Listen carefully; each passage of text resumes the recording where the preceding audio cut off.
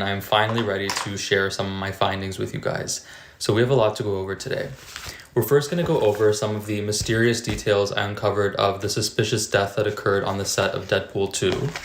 We are then going to go over some of the idiotic comments made by Nick Viall on his podcast, where he called all of us trolls and embarrassments who are interested in this case and may not be on the same side as him. I also discovered some interesting information about the plantation that Lively and Reynolds got married on. Yes, they got married on a plantation, if you didn't know. And we also have a resurgence from Colleen Hoover, who has been posting some very interesting updates on her Facebook profile. And lastly, we have the final revenge of Leslie Sloan, who is Blake Lively's publicist, has now very much stabbed her in the back, likely to be her soon ex-publicist.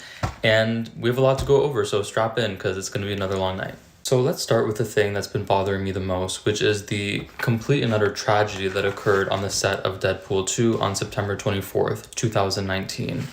Someone by the name of Joy Harris, I believe her name was driving a motorcycle, and on the very first live take that they did, lost control, flew into a building. The motorcycle went flying into the crowd, almost killing further people. And it was just a complete avoidable tragedy that was very much buried, that I don't think a lot of people are aware happened. So I got an anonymous tip that I have absolutely no way of verifying, and I am in no way suggesting that this is true, because I have not verified if this is true. But someone told me that Ryan Reynolds actually was on set when this occurred, and he was the one that pressured this individual to perform the stunt because of certain reasons that I'm not going to get into, because again, I want to verify everything. I will note that when I got my hands on the original investigative report that the government did, it's called Workplace BC, because this occurred in Vancouver, British Columbia. We do have a list of people who were mentioned in the report who seem to be witnesses to the horrible tragedy that occurred. And one of the people was an executive producer whose name is redacted. It's very possible that that's Ryan Reynolds. There were two other executive producers. But the thing that I find very interesting is Deadpool 2 was the very first time that Ryan Reynolds ever achieved the PGA credit, okay? This is the same thing that everyone's been talking about, that the reason why Blake Lively was so intent on taking over the production, the marketing, the costume design, the composition of the music.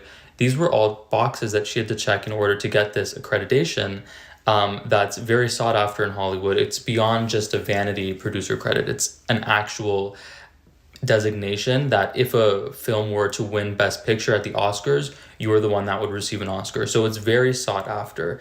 And this was the first time that he received it. And the reason I'm bringing that up is because I think he was very involved on the set of Deadpool 2. And in reading this, the woman wasn't wearing a helmet.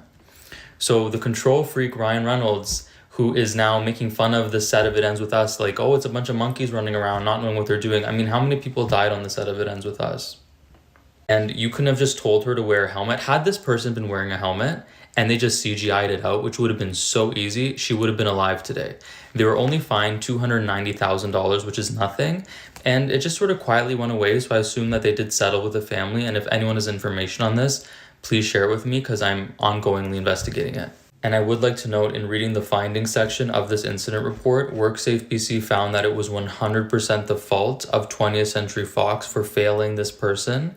This woman was the first African-American woman to ever be licensed to road race motorcycles, but she was not a professional stunt woman. She had never driven a 900cc motorcycle, which you can see pictured here. She had only driven 200cc motorcycles, and it was completely on 20th Century Fox, who should have trained her properly, and for the love of God, should have made her wear a helmet, but they wanted her to wear a wig, so she matched the character. Utter BS. Disgusting that this happened, and I'm going to get to the bottom of it. So now let's take a look at what Nick Viall had to say on his podcast this past week. So the day this finally goes to court. I'm just looking for that day where I can tell all of you, I told you so. There's going to be a lot of people who really embarrass themselves. Winnie Cumming comes to mind most importantly, but you know. Oops, it looks like Nick Viall just accidentally exposed something that we all already knew, which is none of his opinions are substantiated by any real information or facts. Otherwise, he likely would have seen this article that states, Whitney Cummings rips Justin Baldoni in scathing TikTok, comic clearly in Blake Lively's corner. So if you're going to insult somebody publicly, get your facts straight. But it seems consistent with his brand of cheap reality TV feminism that in order to defend one woman, he has to tear down another. Which to me actually ironically explains why Nick Viall did clash with Justin Baldoni when he was a guest on his podcast.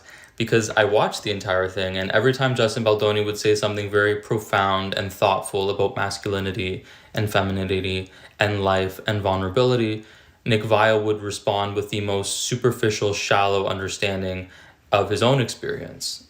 For example, when I think about my privileges in my life, I think being tall and considered by average society standards as attractive has been super beneficial to me.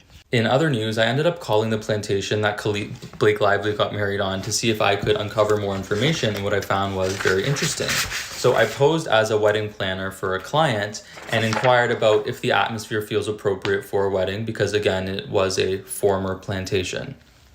The person said, "As far as the history, we are definitely a historic plantation and museum first and foremost. An event venue is more of a secondary objective.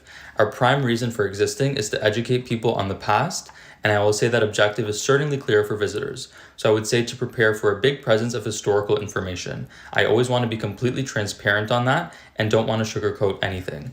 So in case there was any lingering doubt about maybe they didn't know it was a former plantation, maybe they're in a separate part of there was none of that. They very much knew, and do with that information as you will." Next up, nobody's favorite author, Colleen Hoover, has actually resurfaced on Facebook to announce something that I actually found shocking. So she has announced that she is not working on one, not two, but 3 new movies are coming out that are being adapted from her books. So she's currently working on Regretting You, which is filming now by Paramount and Constantine, whatever that is. She's filming another movie called Reminders of Him, which is the first film under her production company called Heart Bones Entertainment, and it's also, I guess, connected with Universal Pictures. She wrote the script and is heavily involved. And then she's also working on the 3rd film, which is Verity, which is going to be an Amazon production. So she also announced that she's doing a cameo on that movie. So she's trying to become like Stan Lee by appearing. And she said that she's really excited because she's doing a morbid scene with lots of blood. So that was an interesting detail to include. And she says she is staying busy and focusing on being happy, and also included the fact, really just slipped in randomly, that she was only on set of It Ends With Us for 4 days. So thank you for including that, Colleen, and that's just further reason why you shouldn't be giving your opinion when you weren't even there. We also have a major update that flew under the radar, which is Blake Lively's publicist, Leslie Sloan, has completely stabbed her in the back by filing her own lawsuit where she has thrown Blake Lively and Ryan Reynolds under the bus, because her defense is 2 things. Number 1, she is saying that it was Blake Lively and Ryan Reynolds, not me, and I should not be held accountable for what they said. If you think I'm lying, this is a direct quote. Miss Sloan cannot be held liable for defamation for statements made by Miss Lively or Ryan Reynolds. In other words, they did it, not me, judge. So Leslie Sloan's second defense is actually even weaker than her first, which is basically that sexual assault and sexual harassment mean the same thing. So rewind, the reason why she's involved in this mess is because she had said in an article that Blake Lively was sexually assaulted. And she is now backtracking in her lawsuit saying, the term sexual assault is insufficiently precise and means different things to different people.